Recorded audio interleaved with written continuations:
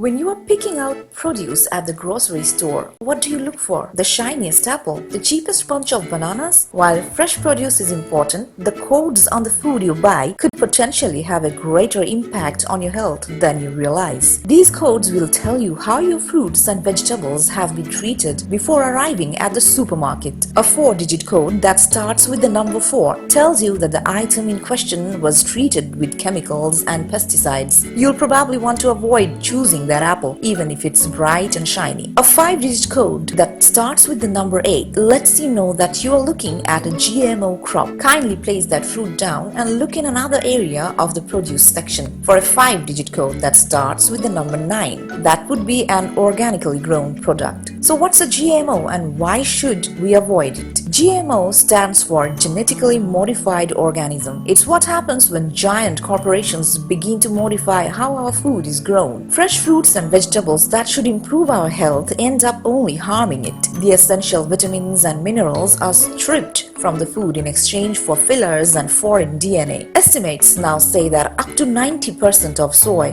cotton, and corn sold in the US has been genetically engineered. These products are known to cause harmful side effects, yet the government has approved them for sale. These modifications are now reaching the animal kingdom. As strange as it may sound, scientists have begun to engineer goats that can spin silk like spiders, rapidly growing salmon, and pigs that contain more lean muscle and less fat. Where do these modifications end, and what will be the end result for our bodies? These modifications ignore long-term side effects. The only way to change this disturbing trend is to let these companies know that we are willing to pay more for organically grown fruits, vegetables, and meat rather than less for chemically engineered products. So do your research before going to the grocery store and looking out for the proper codes when reaching for that shiny apple.